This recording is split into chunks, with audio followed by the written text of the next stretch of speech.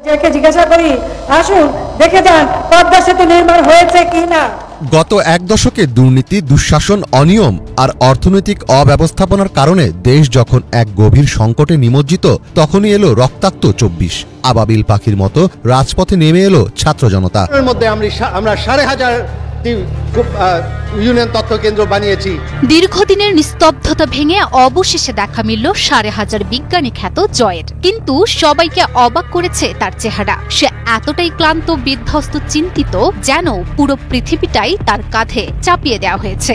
বাংলাদেশের জাতীয় ভাগ্নের এমন হাল দেখে কপালে চোখ নেটিজেনদের। হ্যান্ডসাম ছেলেটা হঠাৎ করেই যেন বৃদ্ধ হতে চলেছে। আওয়ামী লীগ, ছাত্রলীগ, যুবলীগ হলে কাউকে বিনা বিচারে মেরে ফেলতে হবে এমন লাইসেন্স কি পেয়ে গেছেন বাকিরা? জুলাইয়ের যে চেতনার কথা বলা হচ্ছে সেখানে এমন মৃত্যু কতটা যায়? এক ছাত্রলীগের যে পরিণতি, তা আগে থেকে আদৌ শিক্ষা নিচ্ছে কি ছাত্রদল, ছাত্রশিক্ষা? আমরা ছোট মাঠে খেলোয়াড় না। বাংলাদেশ বাংলাদেশ অপূর্ব একটা দেশ। সেই দেশে যারা আমরা দুনিয়ার মাঠে খেলি, আমাদের দিকে দেখে লোকে হাততালি এসছে, বাংলাদেশ নেমেছে। ওরকম যাই, ওরকম এমন করতে পারি, এটাও কোনো বাক্য উচ্চারণ করা মানুষের মধ্যে একটু ভাবনা চিন্তা সৃষ্টি, তা না। আমরা বাস্তবে পারি। আমাদের সফর করছেন আমেরিকার গোয়েন্দা প্রধান তুলসী গ্যাবার্ড। সেই সফর খুবই গুরুত্বপূর্ণ, এর আগেই উল্লেখ করেছিলাম, এবং সেই সফর থেকে বাংলাদেশ সম্পর্কে নানা রকমের তথ্য স্পষ্ট হওয়া যাবে সে কথাও বলেছিলাম। একদিনের মধ্যেই সেই ব্যাপারটা স্পষ্ট হয়ে উঠল। আসসালামু আলাইকুম রহমতুল্লাহ, সবাই কেমন আছেন? আশা করি সবাই অনেক অনেক ভালো এবং সুস্থ আছেন। সবাইকে স্বাগতম জানাচ্ছি আমাদের আরেক নতুন ভিডিওতে। প্রতিদিনের মতো আমি আপনার রিয়াদ ফারুকি আবারও চলে আসলাম নতুন একটা ভিডিও নিয়ে। আজকের ভিডিও টাইটেল এবং থাম্বনেল দেখে ইতিমধ্যেই ভিডিওর শুরুতে আপনারা কিছু অংশ বিশেষ দেখেছেন, ইতিমধ্যে বুঝতে পেরেছেন আজকের ভিডিওর মূল আলোচনা বা মূল বিষয়বস্তু কি। তো দর্শক, এই বিষয় নিয়ে আর বেশি বিস্তারিত বলবো না, কারণ বিস্তারিত বলতে গেলে ভিডিওটা অনেক লম্বা হয়ে যাবে। আমি সংক্ষেপে করার ক্ষেত্রে মূল আলোচনা চলে যাচ্ছে। তার আগে আপনার কাছে ছোট একটি অনুরোধ জানিয়ে রাখতে চাই, যদি আমাদের চ্যানেলটিতে নতুন থাকবেন চ্যানেলটি সাবস্ক্রাইব করে সাথে থাকবেন। যদি ইতিমধ্যে সাবস্ক্রাইব করেছেন তাহলে আপনাদেরকে অসংখ্য ধন্যবাদ জানাচ্ছি। তো দর্শক, আর বেশি কথা না বলে আমরা ভিডিও ফুটেজগুলোর মাধ্যমে বাকি বিস্তারিত অংশগুলো দেখে কাউকে বিনা বিচারে মেরে ফেলতে হবে এমন লাইসেন্স কি পেয়ে গেছেন বাকিরা? জুলাইয়ের যে চেতনার কথা বলা হচ্ছে সেখানে এমন মৃত্যু কতটা যায়? এক ছাত্রলীগের যে পরিণতি, তা আগে থেকে আদৌ শিক্ষা নিচ্ছে কি ছাত্রদল, ছাত্র শিবির? নইলে কেন ক্যাম্পাসে হলে হলে প্রভাব খাটাতে চাইছে তারা? আপাতত ছাত্রদলকে ঠেকিয়ে রাখতে মাঠে সক্রিয় বৈষম্য বিরোধী ছাত্র আন্দোলন। তাই খুলনার কুয়েট থেকে বরিশালের হাতেমালি কলেজ নানা জায়গায় মুখোমুখি সংঘর্ষে জড়িয়ে পড়ছে শিক্ষার্থীদের দুই পক্ষ। কারণ দেশের কোথাও কোথাও মনে হচ্ছে মবেরই মূল্য। কোন কোন এলাকা যেন চোর ডাকাতের কবজায়। খোদ রাজধানীর মোহাম্মদপুর থেকে উত্তরা প্রতিদিনই ঘটছে কিছু না কিছু। চাপাতি রামদা হাতে দাপিয়ে বেড়াচ্ছে ডাকাত, দস্যু, কিশোর গ্যাং ইত্যাদি ইত্যাদি নানা নৃশংসতার সিসিটিভি ফুটেজ ডেইলি সোপের মতোই আসছে সোশ্যাল মিডিয়ায়। তবুও মিনমিনে দশায় দেশের জনগণের জননিরাপত্তা কর্মকর্তারা চাপাতির বিরুদ্ধে যার চাপার জোরে অন্তত বেশি মনে হয়েছিল, কঠোর মনে হয়েছিল, সেই ব্যক্তিকে তো স্বরাষ্ট্র দপ্তর থেকে সরিয়ে দেওয়া হয় ইউনূস সরকারের সূচনা লগ্নে। অন্তর্বর্তী সময় অবশ্য আমরা নতুন আরেক শুরু দেখলাম। ফিরে এসেছে আবার কোট আনকোট বন্দুকযুদ্ধ। সংবাদ মাধ্যমে এই নিয়ে বৃহস্পতিবার একটি শিরোনাম, মোহাম্মদপুরের যৌথ বাহিনীর অভিযান, গুলিতে নিহত 2। এই ঘটনা নিয়ে BDNews24.com এর কাছে পুলিশের দাবি, কবজি কাটা আনোয়ারকে গ্রেপ্তারের পর থেকে অপর একটি গ্রুপ মোহাম্মদপুরে মাথাচাড়া দিয়ে ওঠার চেষ্টা করছে। চাঁদ উদ্যান এলাকায় সন্ত্রাসীদের অবস্থানের খবর পেয়ে পুলিশ ও সেনাবাহিনীর টিম সেখানে যৌথ অভিযানে যায়। সেখানে যৌথ বাহিনীর সদস্যরা পৌঁছালে তাদের লক্ষ্য করে একটি বাড়ির ছাদ থেকে ইট পাটকেল ছোড়া সহ গুলিও করা হয়। আত্মরক্ষার্থে যৌথ বাহিনীর সদস্যরা পাল্টা গুলি ছুড়লে ঘটনাস্থলে 2 জনের মৃত্যু হয়। খুব পরিচিত মনে হচ্ছে না? প্লটটা, লেখাটা, দাবিটা, সংবাদ মাধ্যমে বলাটা মনে হচ্ছে না যে খুব পরিচিত? আমাদের বাহিনীদের আত্মরক্ষা নিয়ে গত 20 বছরের এই বয়ানটারে সেই একই বয়ান মনে হচ্ছে না? সেই একই পাণ্ডুলিপির আবর্তন মনে হচ্ছে না? একই ডাইস বসিয়ে সেম ডিজাইনের জুতা তৈরির মতো আর কি। কবি কামরুজ্জামান কামুকে আবার এসব গল্পের বিরুদ্ধে, ক্রসফায়ারের বিরুদ্ধে কবিতা লিখতে হবে কি? কিন্তু এরকম তো হওয়ার কথা ছিল না। সবার আশা ছিল শান্তিতে নোবেলজয়ী যখন সরকারের প্রধান, তখন দেশে বাইরে দেশে বইবে শান্তির সুবাতাস। মোহাম্মদপুরে কথিত বন্দুকযুদ্ধ নিয়ে কি বলবেন সেই উপদেষ্টারা, যারা অধিকার মানবাধিকার নিয়ে সোচ্চার ছিলেন আগের রেজিমে, যারা ক্রসফায়ারের বিরুদ্ধে প্রতিবাদে ফেটে পড়তেন, তারা এখন কই? কোথায় এখন দেশি বিদেশি মানবাধিকার সংস্থা, যাদের নিষেধাজ্ঞার ভয়ে বাংলাদেশে বিনা বিচারে হত্যা কমে এসেছিল অনেকটাই? গত কয়েক বছরে সে মার্কিন প্রশাসন এখন কি করবে? আপাতত নেট দুনিয়ার আটখানা প্রতিবাদ তুলে ধরি। ফেসবুকে অপরাধ বিষয়ক সাংবাদিক নুরুজ্জামান লাবু লিখেছেন, এই 2 লাশে হয়তো ছিনতাইকারীরা বা অপরাধীরা সাময়িকভাবে একটু দমবে, কিছুদিন পরে আবার মাঠে নামবে। এটা কোনো স্থায়ী সমাধান নয়। ক্রাইম প্রিভেনশন বলে একটি কথা আছে অপরাধ বিজ্ঞানে। ক্রাইম অপরচুনিটি কমিয়ে আনা আর আগে থেকেই সম্ভাব্য অপরাধীদের আইনের আওতায় আনা, কারাগারকে সংশোধনাগার বানানো। কিন্তু কারাগারই তো অপরাধের আরেক আখড়া। ক্রিমিনাল জাস্টিস সিস্টেমটার আমূল পরিবর্তন আনা প্রয়োজন। নতুন বাংলাদেশে তো এসব হবারই কথা ছিল, কিন্তু কিছু কি হচ্ছে? যা হচ্ছে তার কাগজে নাম অপারেশন ডেভিল হান্ট, শয়তান আখ্যা দিয়ে পরাজিত রেজিমকে দমন কৌশল। এতে শুধু আটক ও গ্রেপ্তারের খবর আসছে, 24-এর পরাজিতদের ধ্বংস করার, শেষ করে দেওয়ার নানা কায়দা কেতাবি অপারেশন আগে শুরু হয়েছে, যেখানে কয়েক যুগের হার্ট অ্যাটাক, ক্রসফায়ার, বন্দুকযুদ্ধ হয়ে পরম্পরা যেন হেফাজতে মৃত্যু। পত্রপত্রিকায় খবর সংকলন করে মানবাধিকার সংগঠন আইন ও সালিশ কেন্দ্র আস্ক জানিয়েছে, অন্তর্বর্তী সরকারের 5 মাসে আইন শৃঙ্খলা বাহিনীর হেফাজতে 17 জনের মৃত্যু হয়েছে। তাদের অন্তত 10 জন ছিলেন যৌথ বাহিনীর হেফাজতে। হেফাজতে যারা মারা গেছেন তাদের প্রায় সবার গায়েই ছিল নির্যাতনের চিহ্ন, অথচ এসব মৃত্যু নিয়ে মানবাধিকার লঙ্ঘনের কোনো অভিযোগ তোলা হয়নি। নিশ্চুপ ছিল নাগরিক সমাজ, অধিকার কর্মীরাও। আওয়ামী লীগ, ছাত্রলীগ, যুবলীগ হলেই কাউকে বিনা বিচারে মেরে ফেলতে হবে এমন লাইসেন্স কি পেয়ে গেছেন বাকিরা? জুলাইয়ের যে চেতনার কথা বলা হচ্ছে সেখানে এমন মৃত্যু কতটা জায়েজ? এমন প্রশ্ন তুলছি কারণ একমাত্র যুবদল নেতা তৌহিদুল ইসলামের মৃত্যু হেফাজতে হওয়ার পর এ নিয়ে তুমুল সমালোচনা শুরু হয়। সামরিক বেসামরিক সংস্থাগুলি দুঃখ প্রকাশ সহ যা যা দরকার তা সবই করেছে। তবে পরাজিতদের ধ্বংসের খেলায় শুধু প্রশাসন বাতাস দিচ্ছে তা নয়, কম যাচ্ছে না বিজয়ী রাজনৈতিক শক্তিরাও। যার সর্বশেষ খবর এসেছে গাইবান্ধার সাদুল্লাপুর উপজেলা থেকে। সেখানে দুর্বৃত্তদের হামলায় নিহত হয়েছেন স্থানীয় ছাত্রলীগের সাবেক নেতা আল মামুন মন্ডল। যদিও কয়েক বছর ধরে তিনি ছিলেন না ছাত্র রাজনীতিতে, সময় দিচ্ছিলেন ক্রিকেটে, বিপিএল সিলেট স্ট্রাইকার্সের নেট ফাস্ট বলার ছিলেন। সেই আসর শেষে বাড়ি ফিরে প্রাণ হারাতে হলো তাকে। এই হত্যার প্রতিবাদে মামুনের লাশ নিয়ে সড়ক অবরোধ করেছিল এলাকাবাসী। দেয়ালে পিঠ থেকে গেলে জনতা এভাবেই অন্যায়ের বিরুদ্ধে ফুঁসে ওঠে, যে কারণে আমরা দেখেছি এক রাতের মধ্যেই ঢাকা বিশ্ববিদ্যালয় থেকে বিতাড়িত হয়েছিল 15 বছর রাজত্ব করা ছাত্রলীগ। এই ঘটনায় যে ইতিহাস রচিত হয়েছে সেই ইতিহাস থেকে শিক্ষা নিচ্ছে না নিষিদ্ধ ঘোষিত ছাত্রলীগ। 15 বছর দূর কি বাদ, জুলাই আগস্টের নিপীড়ক হিসেবে যে ভূমিকা, এ নিয়ে তাদের আর কোনো খেদ নেই। ছাত্রলীগের যে পরিণতি তা আগে থেকে আদৌ শিক্ষা নিচ্ছে কি ছাত্রদল ছাত্র শিবির? নইলে কেন ক্যাম্পাসে ক্যাম্পাসে হলে হলে প্রভাব খাটাতে চাইছে তারা? আপাতত ছাত্রদলকে ঠেকিয়ে রাখতে মাঠে সক্রিয় বৈষম্য বিরোধী ছাত্র আন্দোলন। তাই খুলনার কুয়েট থেকে বরিশালের হাতেমালি কলেজ নানা জায়গায় মুখোমুখি সংঘর্ষে জড়িয়ে পড়ছে শিক্ষার্থীদের দুই পক্ষ। তবে ছাত্র দলের অভিযোগ, বৈষম্য বিরোধী ও সাধারণ শিক্ষার্থীদের আড়ালে ছাত্র শিবির তাদের বিরুদ্ধে কাজ করছে। 15 বছর শিবিরের অনেকে ছাত্রলীগের লুঙ্গির তলে ছিল, এখন তারা নতুন বেশ নিয়েছে এমন অভিযোগ করছে ছাত্রদল। কিন্তু ছাত্রদলের পেশিকে শক্ত করতে কোথাও কোথাও স্থানীয় যুবদল, এদিক এমনকি এলাকার বিএনপি নেতা কর্মীরা পর্যন্ত যে এগিয়ে যাচ্ছেন কুয়েটের ঘটনায়, সেটা প্রমাণিত সত্য। এখন পর্যন্ত কিছুটা স্বস্তির বিষয় হচ্ছে কেন্দ্র থেকে এসব বিষয়ে লাই দেওয়া হচ্ছে না। কুয়েটটি সংঘর্ষের পর বা সংঘর্ষের সময় ছাত্রদলের পক্ষে রামদা হাতে দাঁড়িয়ে থাকা যুবদল নেতাকে বহিষ্কার করেছে কেন্দ্রীয় যুবদল। তবে নিন্দুকেরা এক ধাপ এগিয়ে বলেছে এসবই জাতীয় নির্বাচন হওয়ার আগ পর্যন্ত বিএনপির আইওয়াস। ছাত্র রাজনীতির নতুন রেজিম প্রতিষ্ঠা বা নিয়ন্ত্রণ নিয়ে যে প্রতিহিংসার আলামত দেখা যাচ্ছে তা নিয়ে উত্তেজিত আমাদের তথ্য উপদেষ্টা জনাব মোহাম্মদ নাহিদ ইসলাম। তারুণ্যের উৎসবে তার সমাপনী বক্তব্যে মিলেছে সেই আভাস। আর তার বক্তব্য থেকেই কোট করি, মানুষ পরিবর্তন চায়, আগের রাজনৈতিক ব্যবস্থা থেকে বেরিয়ে আসতে চায়। এই কারণেই সংস্কার কার্যক্রম চলছে। গণ অভ্যুত্থানের পর নানা আকাঙ্ক্ষার জন্ম হয়েছে, আর সেই আকাঙ্ক্ষা পূরণ করতেই সংস্কার এগিয়ে নেওয়া হচ্ছে। শিক্ষা প্রতিষ্ঠানের ক্যাম্পাসগুলিতে পেশি শক্তির আধিপত্য দূর করে শিক্ষার্থীদের কল্যাণকর রাজনীতির সুযোগ সৃষ্টি করতে হবে, কারণ তারাই আগামীর নেতৃত্ব দেবে। মাননীয় উপদেষ্টা, আপনার প্রতিটি কথার সাথেই একমত আমরা, কিন্তু দলীয় লেজুর ভিত্তি মুক্ত ছাত্র রাজনীতির যে দাবি তুলছে আপনার অনুসারী ছাত্ররা, তাদের কিভাবে ডিল করবে আপনাদের হুবু রাজনৈতিক দলটি? জামাতের লেজুর হিসেবে থেকে শিবির কিভাবে আপনাদের সুরে সুর মিলাচ্ছে? এদিকে সময় সুযোগ মতো পেশির জোর দেখাতে শিবিরের যে পটু, সেই ইতিহাসের পাশাপাশি আমরা নবযুগের আলামতও কিন্তু দেখছি। কারণ সবশেষে খবর বলছে এমসি কলেজের এক শিক্ষার্থীকে পিটিয়েছে শিবির। অন্য সংগঠনে জড়িত সেই শিক্ষার্থী কুয়েটের সংঘর্ষে ফেসবুকে নিজের মত প্রকাশ করেছিলেন। গত 15 বছর ধরে বিভিন্ন ক্যাম্পাসে ছাত্রলীগ নেতারা ছাত্রলীগ যেভাবে পুলিশিং করেছে সেই ভূমিকায় কি যেতে চাইছে নতুন ক্ষমতাধররা? এদিকে এমসি কলেজের ঘটনায় শিবিরকে দু কথা শুনিয়ে দিতে ছাড়েননি বিএনপির অনুসারী ছাত্র নেতারা। ছাত্রদল সাধারণ সম্পাদক নাসির উদ্দিন নাসির সাংবাদিকদের বলেছেন, বাংলাদেশের শিক্ষার্থীরা ছাত্র শিবিরের বিপক্ষে কথা বলতে ভীত সন্ত্রস্ত হচ্ছে যে কখন না জানি রক কেটে দেয়। অবশ্য জুলাই আন্দোলনের পর ক্ষমতা বলার কাছাকাছি থাকা শিবির রক কেটেছে এমন কোনো অভিযোগ এখনো আসেনি। তবে ক্যাম্পাসে ছাত্র দল ও ছাত্র শিবিরের চরম একটা দান্দিক অবস্থানে আছে, সেটা তাদের ভেরিফাইড ফেসবুক পেজ ঘুরে এলে আজ করা যায়। শুরুটা অবশ্য হয়েছে আগস্টে বড়দের হাত ধরে, মানে বিএনপি ও জামাতের শীর্ষ নেতাদের দিয়ে। জামাতের নেতা যেখানে বলছেন আওয়ামী লীগ পতনের পর বিএনপির লোকজন ভিক্ষার থালা বসানোর যে জায়গা, সেখানেও দখলদারি কায়েম করছে। অপরদিকে জামাতের সাম্প্রতিক আচরণে বিরক্ত হয়ে বিএনপি নেতা রিজভী সাহেব জামাতকে মুনাফেক আখ্যা দিয়েছেন। এদিকে জুলাই আন্দোলনের সাফল্যের পর বৈষম্য বিরোধী ছাত্র আন্দোলন স্থায়ী সংগঠন হিসেবে আত্মপ্রকাশ করে। তখন থেকে তারা বলে আসছে সমন্বয়কেরা রাজনৈতিক দল করলেও বৈষম্য বিরোধীরা নির্দলীয় কারাতন হিসেবেই থাকবে। সম্প্রতি সেখানকার কয়েকজন আবার নতুন একটা ছাত্র সংগঠন প্রতিষ্ঠার ঘোষণা দিয়েছেন। সেটিও কোনো দলের লেজুর ভিত্তি করবে না, এই দাবি তাদের। সমন্বয়কদের হবু দলের কোনো ছাত্র সংগঠন থাকবে না তাহলে, নাকি দুটি গোপনে গোপনে তাদের রাজনীতির হাতিয়ার হিসেবে মাঠে থাকবে? সত্যি কথা বলতে কি, বাংলাদেশের অনেক মানুষই এখন জানতে চান বাংলাদেশের রাজনীতিটা আসলে কোন দিকে যাচ্ছে। আসলেই কি বাংলাদেশে কোনো রাজনীতি হচ্ছে, নাকি যা হচ্ছে তা কোনো একটা গ্রুপের ষড়যন্ত্র? কেউ কে আছে এর পিছনে? মাস্টারমাইন্ড কথাটা এখন অনেক বেশি জনপ্রিয়। কে আসলে মাস্টারমাইন্ড, কে আসলে পেছনে আছেন, কার আসলে কতটুকু কৃতিত্ব, কে কি করছে, কোন কাজ কোন জলপাই গাড়ির অভ্যন্তরে বা জলপাই গাড়ির চাকার ভর দিয়ে হতে যাচ্ছে কিনা, সেগুলি নিয়েও আসলে অনেক কথা রয়েছে। এইগুলির উত্তর পেতে, এইসব প্রশ্নের উত্তর পেতে আরো কিছুদিন অপেক্ষা করতে হবে আমাদের। তবে একটা বিষয় আগস্টের শেষ দিক থেকেই দেখা যাচ্ছে, সেটি হচ্ছে দেশের বিভিন্ন ক্যাম্পাসে সমন্বয়কদের মধ্যে পাল্টাপাল্টি। কোথাও কমিটি গঠন নিয়ে দ্বন্দ্ব, কোথাও জাতীয় নাগরিক কমিটির সঙ্গে বিরোধ, এমন নানা খবর এসেছে গত কয়েক মাসে। এমনকি সাধারণ শিক্ষার্থীরা সমন্বয়কদের অবাঞ্ছিত ঘোষণা করেছেন এমন শিরোনামও দেখছি। কথা হচ্ছে নতুন দেশ নতুন রাজনীতি, যাদের ঘিরে গণমানুষের স্বপ্ন দেখছে। জুলাই আন্দোলনের সেই সমন্বয়করা যদি গণ্ডলিকা প্রবাহে ভেসে যান, সেটা 24-এর আত্মত্যাগীদের রক্তের সঙ্গে বেইমানি। তাদের নিয়ে শঙ্কার কথা বেশি বেশি বলছে অবশ্য বিএনপি। তারা অবশ্য ছাত্রদের নয়া দলের আত্মপ্রকাশের আগে কিংস পার্টি শব্দ চয়নে মনোযোগ দিয়েছেন। এই নিয়ে লেটেস্ট ভাষণটি দিয়েছেন বিএনপির ভাইস চেয়ারম্যান আব্দুল আল মিন্টু। তার ভাষ্য থেকে বলছি, আমরা দেখছি নির্বাচনের নামে তাল বাহানা চলছে।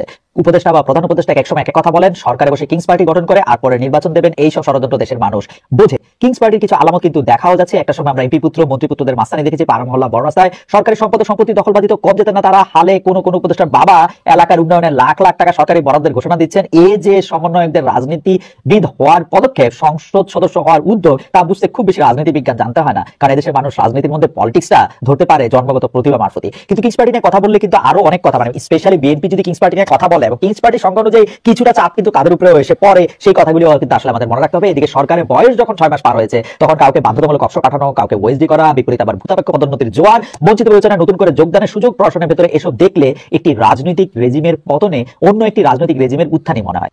এটা নতুন দেশ, যেমন নতুন দেশ আর আশেপাশের 2-4টা দেশের সঙ্গে ইচ্ছা পাল্লা দেবে তা না। আমরা দুনিয়ার মাঠে খেলোয়াড়, আমরা ছোট মাঠে খেলার খেলোয়াড় না। বাংলাদেশ যদি বললাম, বাংলাদেশ অপূর্ব একটা দেশ। সেই দেশে যারা আমরা দুনিয়ার মাঠে খেলি, আমাদের দিকে দেখে লোকে হাততালি এসছে, বাংলাদেশ নেমেছে এবার, ওরকম চাই, ওরকম এমন করতে পারি। এটাও কোনো বাক্য উচ্চারণ করা মানুষের মধ্যে একটু ভাবনা চিন্তা সৃষ্টি, তা না। আমরা বাস্তবে পারি, আমাদের সেই সুযোগ আছে, সেই সুযোগগুলোর কথা বারে বারে বলার চেষ্টা করছি, এই সুযোগগুলো যেন আমরা গ্রহণ করি। তো সেই নতুন বাংলাদেশের পুলিশ বাহিনী হিসেবে আমাদের করণীয় কি করতে পারে? অতীত নিয়ে কান্নাকাটি করার দরকার নাই, নতুনের জন্য আমরা প্রস্তুত এবং করে দেখাবো। এটা মুখে বলে আমরা নতুন বাংলাদেশ করবো ইত্যাদি মুখে বলার দরকার নাই, কাজে বলবো যে হ্যাঁ এই হলো নতুন বাংলাদেশের পুলিশ বাহিনী। সবাই ভাবা দেবে যে হ্যাঁ এই একটা কাজ, এবং আশেপাশের যারা আছে তারা বলবে যে ভাই আপনার একটা কাজ দেখালেন এবার। এটা আমরা চিন্তা করি না, পুলিশের হাত দিয়ে কাজ হতে পারে, পুলিশের মাথায় চিন্তা আসতে পারে। কারণ পুলিশ সম্বন্ধে ইমেজ হলো যে তারা খারাপটা আগে দেয়, খারাপটা আগে করে। আমরা ভালোটা আগে দেখবো, ভালোটা আগে করবো। আমাদের পুরো বাহিনীটা নিয়োজিত, 1-2 জন করা সেটা ঠিক আছে, খারাপ না, কিন্তু তাতে বাহিনী পাল্টায় না। বাহিনী সামগ্রিকভাবে একটা কাঠামো, এই কাঠামোর কাছে অনেক শক্তি, যদি আমরা সেই শক্তিকে ঠিক দিকে প্রসারিত করি। সেটি বলার জন্য, যে এই কমিউনিকেট করার জন্য যে আমরা এই সুযোগটা গ্রহণ করি, আমরা কি কি করলে হবে সে আলোচনাটা আমরা শুরু করি। যে এই জিনিস হলে এটা একটা টিম ওয়ার্ক, তো এটা তো আর একক উপদেষ্টা মহোদয় হুকুম দিয়ে দিল আর তোমরা করে ফেলতে, এরকম না। এটা সবাই মিলে একটা টিমের মতো খেলতে হবে। এবং বাংলাদেশের যত টিম আছে, সবচেয়ে গুরুত্বপূর্ণ টিম হলো তোমরা, পুলিশ টিম। আমরা বহু টিম আছে, ব্যবসা বাণিজ্য অন্যান্য বহু রকমের জিনিস, কিন্তু গোড়াটা ঠিক করে দিতে হয় পুলিশকে। ওই যে বললাম তো পরিবেশ তার হাতে, পরিবেশ মানে কাজ করার পরিবেশ। এই পরিবেশটা তোমাদেরকে সৃষ্টি করতে হবে এবং তোমরা পারবে, না পারার কিছু নেই। এবং যদি অতীতের কোনো কাজে তোমার কাছে অনুশোচনা এসে থাকে, দুঃখ এসে থাকে, এই হলো সুযোগ। এই দুঃখটাকে মোচন করার জন্য এমন কাজ করবো মানুষ ওটা শুধু ভুলে না, এই যেটা নতুন কাজ সেটা দিকে আমাকে স্মরণ করবো, অতীতে প্রশ্ন উঠবে না আর আমার কাছে। তারা পরিষ্কার দেখবে যে আমরা কি করি না করি, এই জিনিসটা করা। তো সেটা বলবো যে আমরা তো করতে চাই, কিভাবে করবো, আমাদের তো সুযোগ দিচ্ছে না।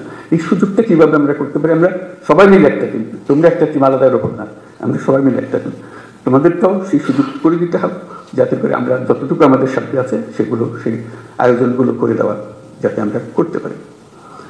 বাংলাদেশের সুযোগের মধ্যে একটা যেটা বললাম যে মস্ত বড় সৌভাগ্যবান যাতে তার মানুষ, মানে আমরা সবসময় চিন্তা করে এসেছি যে বাংলাদেশে এত মানুষ, এর কপালের দুঃখ ছাড়া আর কিছু নেই, খালি বাড়ছে তো বাড়ছেই এতগুলো মানুষ।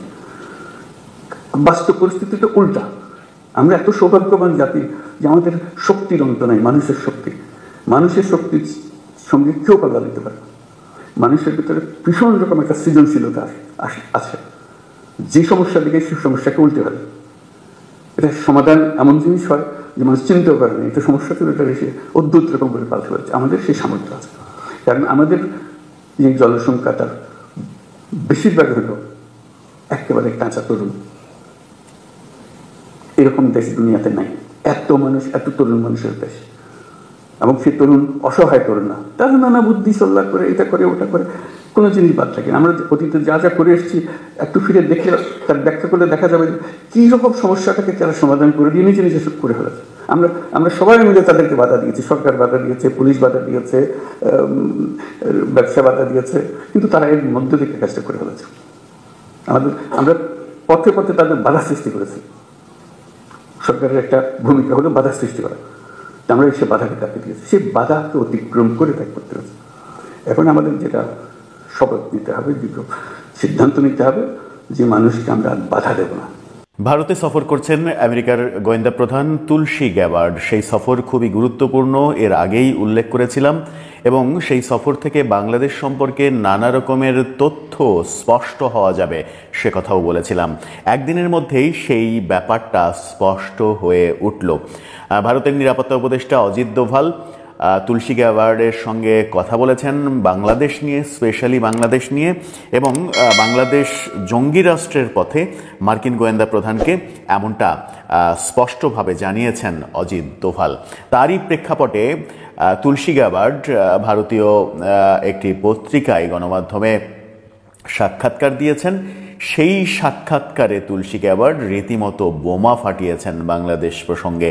এই প্রথম যুক্তরাষ্ট্রের বাংলাদেশকে নিয়ে যে অবস্থান, সেই অবস্থানটা পরিষ্কার করে দিয়েছেন তুলসী গ্যাবার্ড, যেটা বাংলাদেশের জন্য বড় শঙ্কার ব্যাপার এবং বাংলাদেশের বর্তমান উপদেষ্টা সরকারের জন্য বড় আতঙ্কের ব্যাপার হতে পারে। সেই আলোচনাই করবে এই ভিডিওতে। থাকবেন পলিটিক্স টিভির নিয়মিত আয়োজনে।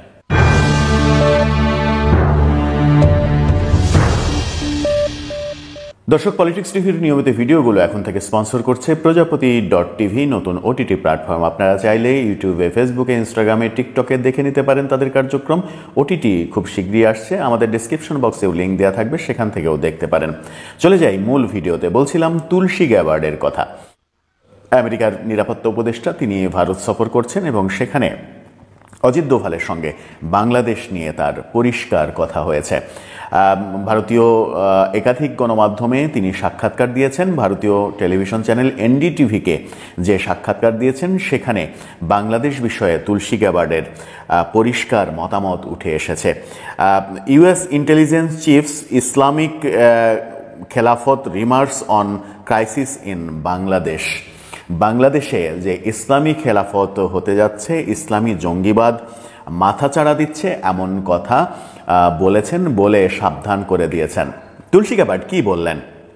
অজিত দোভাল তুলসী গ্যাবার্ডকে বোঝালেন যে বাংলাদেশে 5 আগস্টের পরে জঙ্গিবাদ মাথাচাড়া দিয়েছে, এই ব্যাপারে কার্যক্রম হাতে নিতে হবে। 5 আগস্টের পর জঙ্গিরা জেল থেকে মুক্ত হয়েছে এবং এই সরকার মুক্ত করেছে, এই ইনফরমেশনটা তুলসী গ্যাবার্ডের কানের মধ্যে ঢুকিয়ে দেয়া হয়েছে। তাতে করে তুলসী গ্যাবার্ড তার পর্যবেক্ষণ এবং ডোনাল্ড ট্রাম্প বাংলাদেশ নিয়ে কি ভাবছেন সেটা একেবারে স্পষ্ট, পানির মতো স্পষ্ট করে দিয়েছেন NDTV-র সাক্ষাৎকারে। তুলসী বলেছেন, ট্রাম্প প্রশাসন ইসলামী জঙ্গিবাদ নির্মূল করবে, সেটা পৃথিবীর যেখানেই হোক সেই ইসলামী জঙ্গিবাদ ট্রাম্প প্রশাসন নির্মূল করবে। বাংলাদেশ নিয়েও অভিযোগ উঠেছে, বাংলাদেশে ইসলামী জঙ্গিবাদ মাথাচাড়া দিয়ে উঠেছে, বিশেষ করে এই উপদেষ্টা সরকারের আমলে নানা ঘটনা আমরা দেখেছি। জেল থেকে জঙ্গিরা মুক্ত হয়েছেন, বহু মার্ডার কেসের আসামি মুক্ত হয়েছে, এবং যে সকল জঙ্গি আসামিরা বিদেশে পালিয়েছিল তারাও বীর দর্পে বাংলাদেশে ফিরেছে। এমনকি যুদ্ধাপরাধের দায়ে ফাঁসির দণ্ডপ্রাপ্ত আসামিকেও বাংলাদেশে ফিরতে দেখা গেছে। সেখানেই আমেরিকার আশঙ্কা। তিনি বলেছেন, বাংলাদেশ সরকারের সাথেও এই ব্যাপারে আলোচনা শুরু করেছে যুক্তরাষ্ট্র প্রশাসন। অর্থাৎ বাংলাদেশকেও এই যুক্তরাষ্ট্রের যে ভাবনা, সেই ভাবনা ইতিমধ্যে বাংলাদেশ সরকারকে স্পষ্ট করে দেয়া হয়েছে।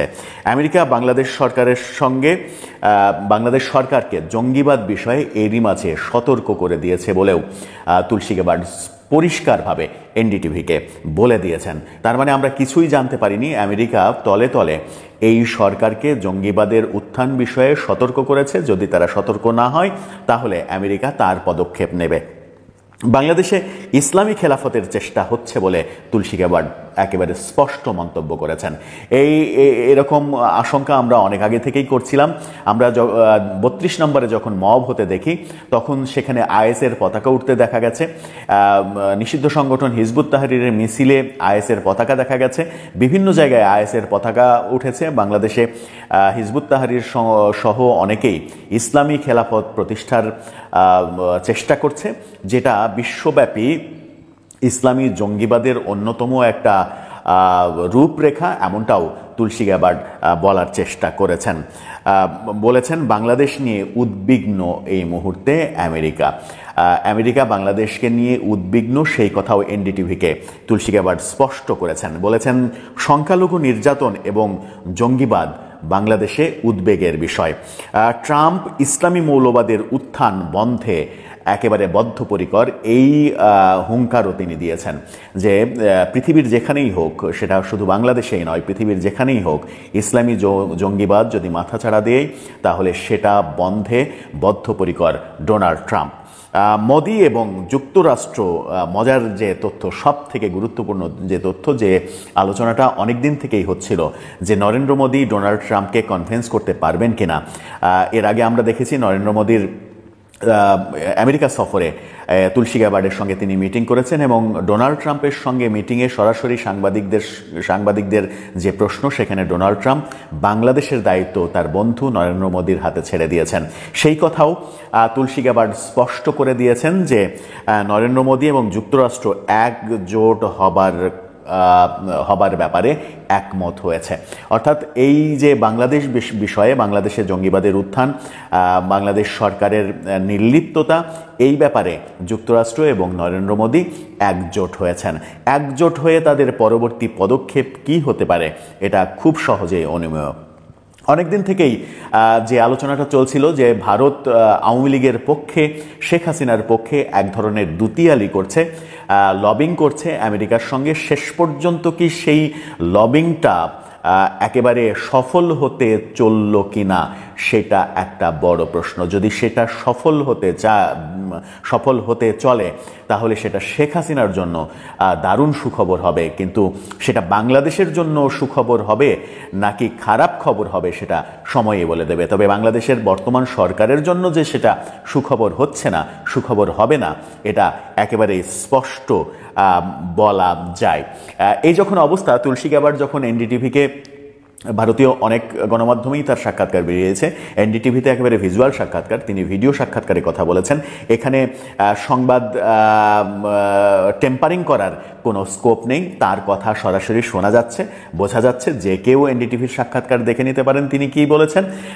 এরপরে যুক্তরাষ্ট্রের যে মনোভাব, বাংলাদেশ সম্পর্কে যুক্তরাষ্ট্রের যে মনোভাব, যুক্তরাষ্ট্রের যে অবস্থান, এবং সেই অবস্থান যে ভারতের অবস্থানের সমতুল্য, ভারতের অবস্থানের সঙ্গে তারা যে একজোট বেঁধেছে, ভারতের প্রধানমন্ত্রী এবং ভারতের নিরাপত্তা উপদেষ্টা অজিত দোভাল যে শেষ পর্যন্ত যুক্তরাষ্ট্রের সঙ্গে লবিংয়ে সফল হয়েছেন, সেরকম পূর্বাভাসই এবার পাওয়া গেল তুলসী গ্যাবার্ডের পরিষ্কার সাক্ষাৎকারে।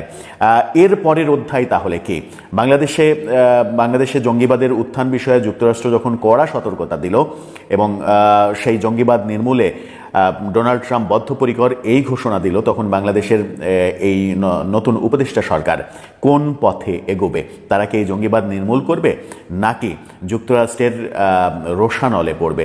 যুক্তরাষ্ট্রের রোষানলে যদি পড়ে তাহলে কি হতে পারে? অনেক কিছুই হতে পারে।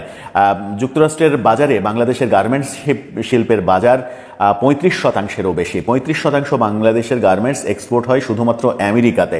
শুধু যদি আমেরিকার সেই বাজারটা অফ হয়ে যায় তাহলে বাংলাদেশের অর্থনীতির উপরে নজিরবিহীন একটা চাপ পড়বে। সেখানেই সেটাই সরকার পতনের জন্য যথেষ্ট হয়ে যেতে পারে। সুতরাং যুক্তরাষ্ট্রের যে কোনো বার্তা বাংলাদেশের সরকার যে মেনে নিতে, এই মুহূর্তে অন্তত, রাজনৈতিক সরকার হলে ভিন্ন কথা। আমরা শেখ হাসিনার সরকারের সময় শুনেছি অনেক কথা। শেখ হাসিনা বলেছেন যে আমেরিকা, বাইডেন প্রশাসন আমাদের এই জায়গা দখল নিতে চায় দিনে বলে আমার উপরে বিভিন্ন রকমের ষড়যন্ত্র করে, এরকম নানা কথা আমরা শুনেছি।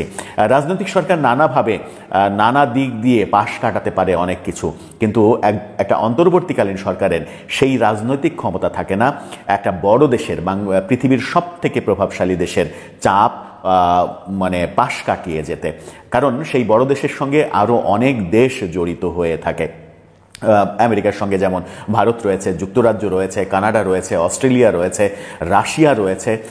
এই যদি হয়, আমার মনে হয় যে চীন বাদ দিয়ে বিশ্বের প্রায় সব শক্তি আমেরিকার সঙ্গে একমত হবে আমেরিকা যে কোনো সিদ্ধান্ত বাংলাদেশের ব্যাপারে নিলে। সেটা কাটিয়ে ওঠা, সেটা কুলিয়ে ওঠা বাংলাদেশের এই নতুন অন্তর্বর্তীকালীন সরকারের জন্য কঠিন হয়ে পড়বে। সুতরাং এই মুহূর্তেই সরকার যদি জঙ্গিবাদের যে অভিযোগ উঠেছে সেটার ব্যাপারে সচেতন না হয়, সেটা নির্মূলে সচেষ্ট না হয়, তাদের বিরুদ্ধে যে সকল অপবাদ রয়েছে সেগুলো থেকে তারা যদি সতর্ক না হয়, সেগুলো থেকে তারা যদি বেরিয়ে না আসতে পারে, তাহলে তাদের পক্ষে কন্টিনিউ করাটা কঠিন হয়ে পড়বে। দর্শক, আপনার কি মনে হয়? আপনার মতামত জানিয়ে লিখতে পারেন আমাদের কমেন্ট বক্সে।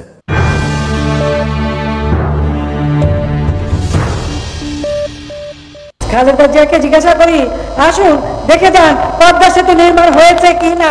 গত এক দশকে দুর্নীতি, দুঃশাসন, অনিয়ম আর অর্থনৈতিক অব্যবস্থাপনার কারণে দেশ যখন এক গভীর সংকটে নিমজ্জিত, তখনই এলো রক্তাক্ত 24।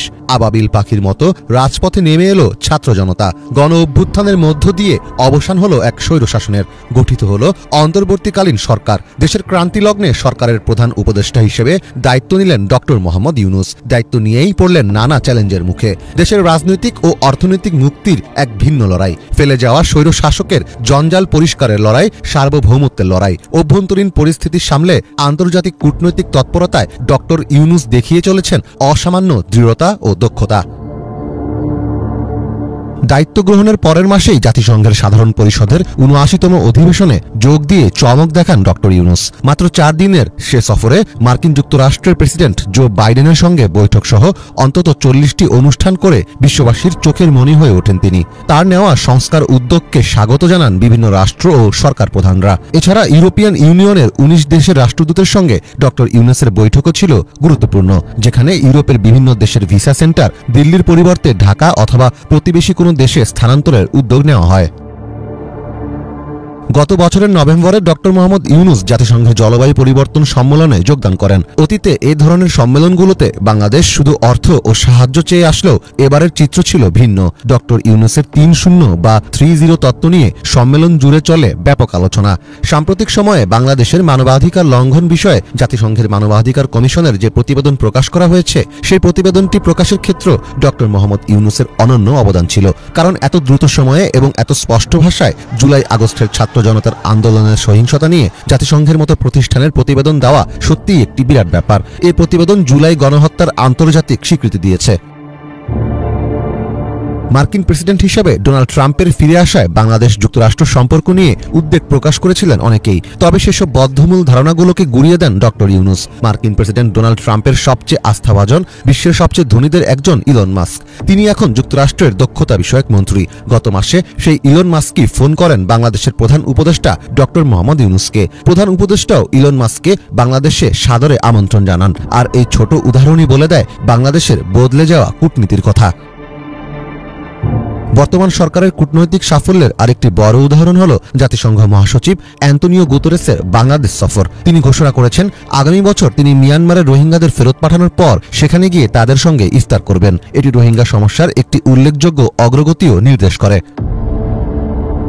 5 আগস্টের গণ অভ্যুত্থানের পর থেকেই বাংলাদেশের আন্তর্জাতিক কূটনৈতিক অগ্রযাত্রায় সবচেয়ে বড় বাধা হয়ে দাঁড়িয়েছে ভারত। শেখ হাসিনার প্রত্যর্পণ নিয়ে উল্লেখযোগ্য কোনো অগ্রগতি না হওয়া, সংখ্যালঘু সহ বিভিন্ন ইস্যুতে বাংলাদেশকে উস্কানি ও ভারতীয় মিডিয়ায় বাংলাদেশ নিয়ে ভুয়া খবরের জেরে এখন উত্তেজনা বিরাজ করছে দুই দেশের সম্পর্কে। ফলে অন্তর্বর্তী সরকারের সাফল্য শেষ পর্যন্ত নির্ভর করবে ন্যায়সঙ্গত ও গণতান্ত্রিক বাংলাদেশের পথে আসা বাধাগুলো অতিক্রম করার ক্ষমতার উপর। মীর ফজলে রাব্বি, বাংলা ভিশন। এক বছরের মধ্যে আমরা 5,500টি ইউনিয়ন তথ্য কেন্দ্র বানিয়েছি। দীর্ঘদিনের নিস্তব্ধতা ভেঙে অবশেষে দেখা মিলল 5,500 বিজ্ঞানী খ্যাত জয়ের। কিন্তু সবাইকে অবাক করেছে তার চেহারা। সে এতটাই ক্লান্ত, বিধ্বস্ত, চিন্তিত যেন পুরো পৃথিবীটাই তার কাঁধে চাপিয়ে দেওয়া হয়েছে। বাংলাদেশের জাতীয় ভাগ্নের এমন হাল দেখে কপালে চোখ নেটিজেনদের। হ্যান্ডসাম ছেলেটা হঠাৎ করেই যেন বৃদ্ধ হতে চলেছে। সাংবাদিক কনক সারওয়ারের প্রকাশিত এক ছবিতে তার এমন হাল চোখে পড়ে সবার। বাংলাদেশের জাতীয় ভাগ্নে সজীব ওয়াজেদ জয় খুব একটা ক্যামেরার সামনে আসতেন না তিনি, তবে দেশের স্বৈরাচারী মায়ের পতন ঘটায় রাগে ক্ষোভে ক্যামেরার সামনে এসে বলেছেন এক একবার এক এক কথা। কখনো বলেছেন শেখ হাসিনা রাজনীতিতে ফিরবে না, আবার কখনো বলেছেন আমরা ফিরে আসব। এমনিতেই তো আওয়ামী লীগের ভরা ডুবি, তার উপর তার বক্তব্যে আরো ট্রলের শিকার হয়েছিল বিতাড়িত দলটি। তারপরেই হঠাৎ করেই উধাও হয়ে যান তিনি। আমরা বলেছিলাম যে আমার পরিবার আর রাজনীতি করবে না, তবে আমাদের নেতাকর্মীর উপর যেভাবে হামলা হচ্ছে এই পরিস্থিতিতে আমরা হাল ছেড়ে দিতে পারি না। এবার হঠাৎ করেই আবারও আলোচনার কেন্দ্রবিন্দুতে তিনি, কারণ পাবলিক প্লেসে দেখা মিলেছে এক সময় ধরে নেয়া ভবিষ্যৎ উত্তরসূরির। ফেসবুকে তার ছবিটি প্রকাশ করেছেন যুক্তরাষ্ট্র প্রবাসী সাংবাদিক কনক সরওয়ার। ছবিটিতে দেখা যাচ্ছে একটি সোফায় বসে মোবাইল ব্যবহার করছিলেন জয়। তাকে অত্যন্ত বিধ্বস্ত ও উদ্বিগ্ন লাগছিল। ক্যাপশনে দেওয়া তথ্য অনুযায়ী ছবিটি শনিবার বিকেলে ওয়াশিংটন ডিসির ভার্জিনিয়ার ডালাস শপিং সেন্টার মলের ভেতরে তোলা হয়েছে। ক্যাপশনে কনক সরওয়ার লেখেন, বাংলাদেশের জনগণের অন্যতম সম্পদ লুণ্ঠনকারী পলাতক হাসিনার পুত্র এখন নিঃসঙ্গ। আওয়ামী লীগের জন্য ছোট হয়ে আসা পৃথিবীতে নিজের ভবিষ্যৎ নিয়েও তার চেহারায় আছে উদ্বিগ্নতার ছাপ। মাত্র 221 দিন আগের যে উদ্ধতপূর্ণ জীবন, হম্বি তম্বি সব শেষ। গত 7 মাসে তার বয়সও যেন এক ধাক্কায় 7 বছর বেড়ে গেছে। সাংবাদিক কনক সরওয়ারের পোস্ট করা সেই ছবিতে কমেন্ট করছেন নেটিজেনরা। কমেন্টের সংখ্যা লাফিয়ে লাফিয়ে শুধু বেড়েই যাচ্ছে, যার কারণে ছবিটি পোস্ট করার সাথে সাথে এটি ফেসবুকের ট্রেন্ডিং পপুলার নাও ক্যাটাগরিতে চলে আসে। কমেন্টে একজন লিখেছেন, প্রথমে দেখে মনে করেছিলাম স্টিফেন হকিং বসে আছে, পরে পরে বুঝতে পারলাম বাংলাদেশের ভাগিনা। কেউ আবার লিখেছেন, আমাগো কোটি টাকার উপদেষ্টার সেভ করার টাকা নাই। কেউ আবার মজা করে বলছেন, শুনলাম তিনি ডালাস শপিং সেন্টারে ম্যানেজারের চাকরি নিছে। শেখ হাসিনা পতনের পর ধীরে ধীরে বেরিয়ে আসছে তাদের অপকর্ম এবং সম্পদের হিসাব। সম্প্রতি ক্ষমতাচ্যুত সাবেক প্রধানমন্ত্রী শেখ হাসিনা, তার ছেলে সজীব ওয়াজেদ জয়, মেয়ে সাইমা ওয়াজেদ পুতুল, বোন শেখ রেহানা সহ তাদের স্বার্থ সংশ্লিষ্ট 124টি ব্যাংক হিসাব অবরুদ্ধ করার আদেশ দিয়েছেন আদালত। একই সঙ্গে সজীব ওয়াজেদ জয় ও সাইমা ওয়াজেদ, শেখ রেহানা, রাদওয়ান মুজিব সিদ্দিকের স্থাবর সম্পদ ক্রোকের আদেশ দিয়েছেন আদালত। সবাই ভিডিওটা দেখে বিস্তারিত বুঝতে পেরেছেন আজকের ভিডিওর মূল আলোচনা। ভিডিওটি দেখে আশা করি আপনার কাছে ভালো লেগেছে। ভিডিওটি কেমন লেগেছে কমেন্টে জানিয়ে ফেলুন। দেখাবো না কোনো ভিডিওতে। আমাদের চ্যানেলটিতে নতুন থাকলে চ্যানেল সাবস্ক্রাইব করে সাথে থাকবেন। এতক্ষণ সাথে থাকার জন্য সবাইকে অসংখ্য ধন্যবাদ। আজ এতটুকুই। দেখাবো না কোনো ভিডিওতে। ভালো থাকবেন, সুস্থ থাকবেন। চ্যানেলে নতুন থাকলে চ্যানেল সাবস্ক্রাইব করে সাথে থাকবেন। আল্লাহ হাফেজ।